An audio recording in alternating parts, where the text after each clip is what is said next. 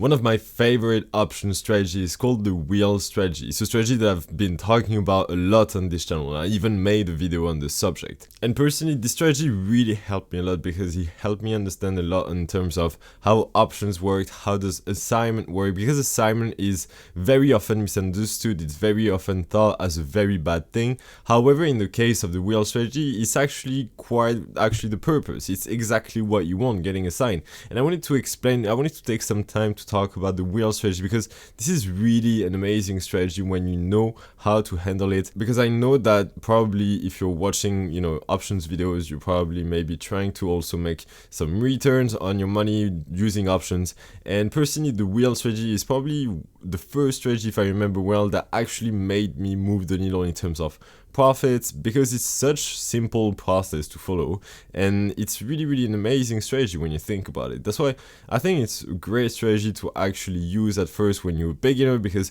it forces you to follow a plan, it forces you to follow a process, and there are really good things that can come out of it. This video will be more about the reasons why I like using the strategy, why I like it so much, and it won't be so much about the mechanics. If you want to watch my video that I made on the wheel strategy about the mechanics, how it works, how to use it, I made a video on the subject already. You should see now the thumbnail of the video appearing somewhere on the screen. I'll put the link of that video in the description if you want to watch it. But before diving in, as always, if you enjoyed that video, you find it interesting or maybe helpful, please consider subscribing to my channel. It's really an amazing support, and that's the best way to let me know that you actually like this video and you'd like to see more videos in the same format, in the same genre. So the first reason why I like this strategy, the wheel strategy, is because it's very simple. The process is the following. You're going to sell first of all a put, and either on that put you're going to get a sign, or your put is going to expire worthless. If it expires worthless, you just keep selling puts over and over until you get a sign. And when you get a sign on your put, you're going to have to buy 100 shares of the stock. And then once you have those 100 shares in your account, then you just start selling covered calls against those shares. That's why I really like the wheel strategy, because you see that what I said just now, this process of selling a put, getting a sign on that put, and then selling calls, and then getting a sign on those calls and selling then those shares, is just it. That's the wheel strategy. The process is that simple. And maybe if you're new to the strategy, what I said right now is a bit confusing, you don't really know, but I can assure you that you can really get a grasp on that strategy very quickly. And it's actually quite a simple one.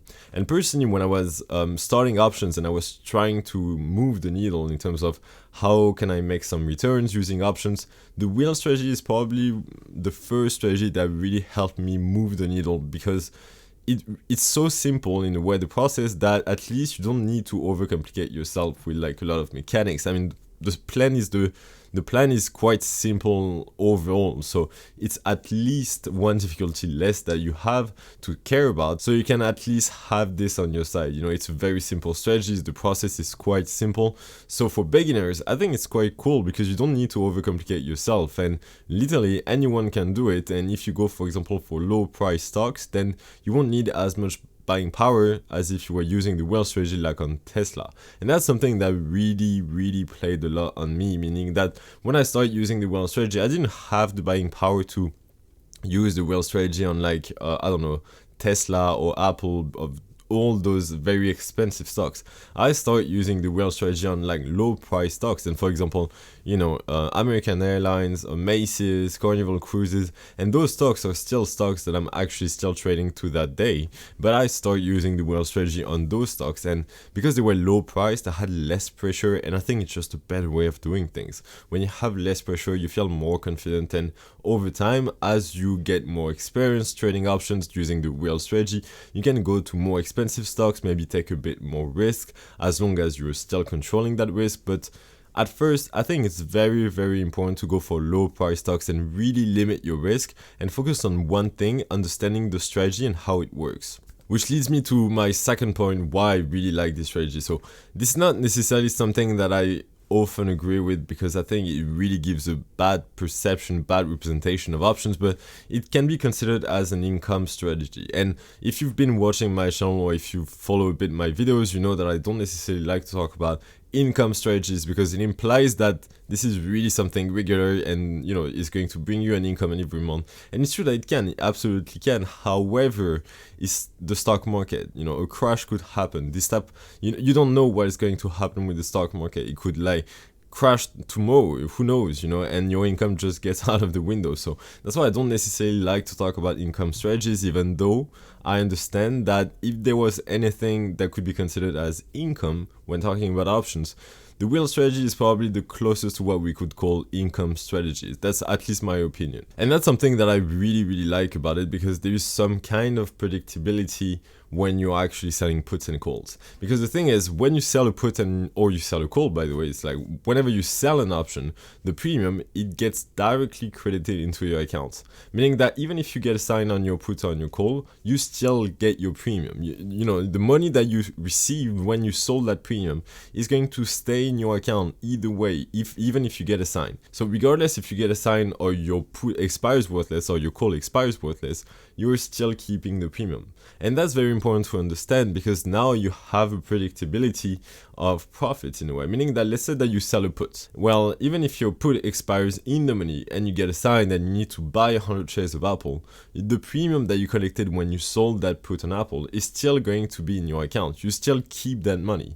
And I know that it's something that can be quite misunderstood usually, and me personally, I thought at first that if you get a sign, then the premium that you're going to receive is going to go away. However, that's not true. Whenever you sell an option, the premium is directly being credited into your account. And that's something I really, really invite you to do. Whenever you sell an option, go into your transaction history and you're going to see that you directly get credited the premium whenever you sold that option. And that premium is going to stay within your account, regardless if the put expires worthless or in the money, or the call. I don't know why I'm just talking about puts. It's also calls, but regardless if the option expires in the money or worthless, your premium is still going to be in your account. And that's something that is, I think, quite reassuring, because at least you're trying to build some kind of predictability when trading options, which I think is quite cool. Whenever you sell those options, you know that the premium is going to get credited within your account and it's going to stay there. And I think that's quite nice. I like that predictability. However, the reason why I don't necessarily like to call the wheel or any other strategy income strategies is because I don't think that there is such a thing as, complete 100% predictability whenever you are trading in the stock market. After that, you would tell me that there is nothing sure anywhere, ever, all the time. However, the thing is, with the stock market, if there is a crash and, you lose your capital or something like this, that could really mess you up. And that's why whenever someone talks about income strategies, I feel it implies, and especially for people that are just starting out, it really makes it seem as if it was a safe way of making money. And there is always risk. If you manage to make money in anything, then you are taking risk. That's obvious. That's why I don't necessarily like to talk about income strategies. It's because I feel that it's giving the wrong impression about trading, and I'm very careful about how I mention strategies, how I talk about strategies, because I really don't want to give the wrong impression of trading and what it actually is. And I'm sure that if you've been into the option trading space, you must have seen all those ads that you must see on videos and everything, where people promote that as a really get rich quick scheme, and it's really not the truth. If it was, I tried, I tried everything that those people said, and I can tell you that there is absolutely no way of making money quickly. However, there is definitely, with the wheel strategy, some kind of predictability that I agree that there is. Like whenever you sell an option, you're going to receive that premium, and unless you buy back that option, well, the premium is going to stay within your account in full. And I think that's quite nice. And that's why personally really pushed me using the wheel strategy in the first place. That was simple enough for me to understand, and I could really do that over and over. So this is another reason why I like the wheel strategy. So as I said, the first one is that, the plan is quite simple. You sell a put, either you get a sign or it expires worthless. Then if you get a sign, you have to buy 100 shares. Once you have those 100 shares, you start selling calls against it, essentially doing covered calls.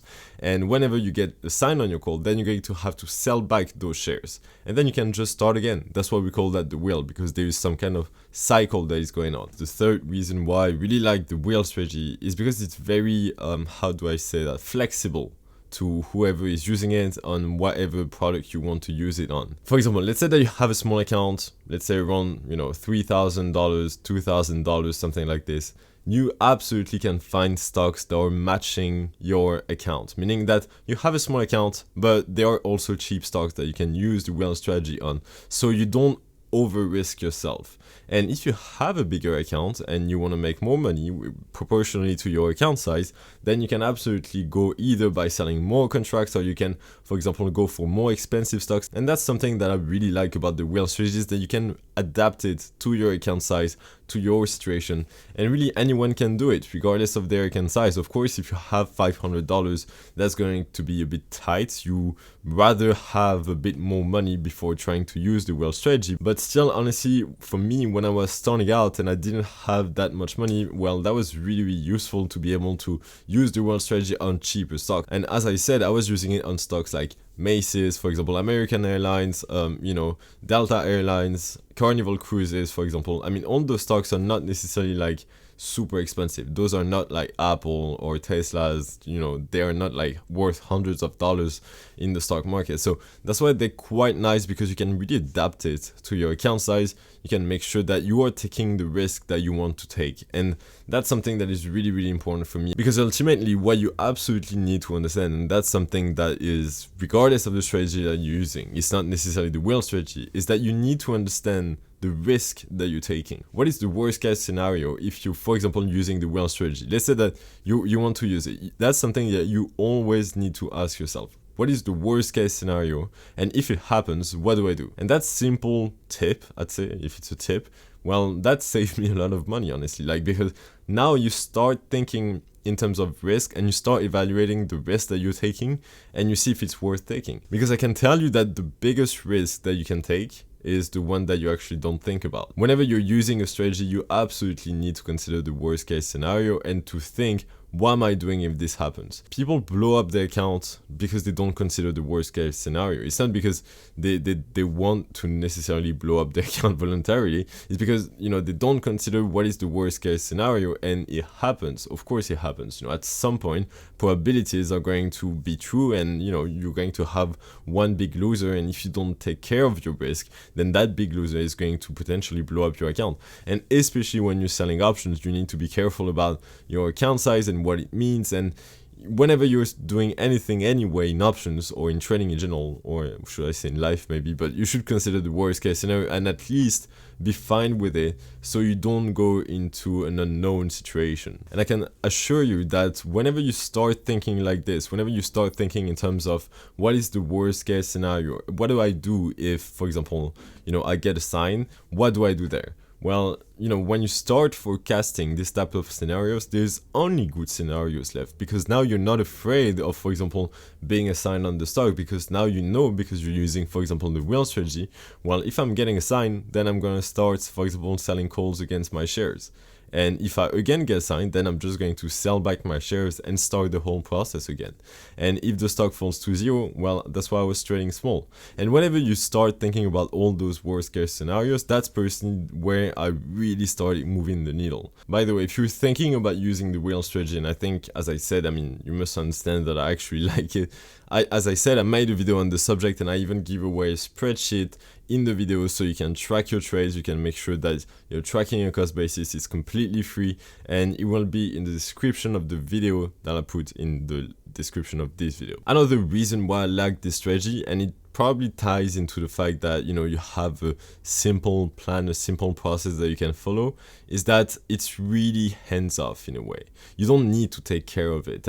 If you, for example, use the wheel strategy and you sell an option that is going to expire, let's say, in 15 days, and well, in that case, you're just going to leave that trade for 15 days and see in 15 days if it expired in the money or at the money. And you don't need to do anything. And that's actually quite reassuring to have this type of trade on, meaning that you don't really care about whatever is going to happen, because you're fine with both outcomes. You're fine with being assigned because that's the wheel strategy, that's the plan, and you're going to start selling calls if you are being assigned on your put. And if it expires at the money you put, then you just start selling another put to collect more premium, to make more money. And you repeat the whole process again. And I liked, because this is almost like automated in a way. It's really not automated, I shouldn't really say that, but you get my point. It's, in a way, it's hands off. You just sell your option, and then you come back in 15 days and just reassess. Either you sell another put or you start selling calls against your shares. So that's something that I like, rather than, for example, managing an option portfolio, which is sometimes in a way quite time intensive, because you have, for example, if you have a big movement, you need to take care of this trade, you need to hold that trade.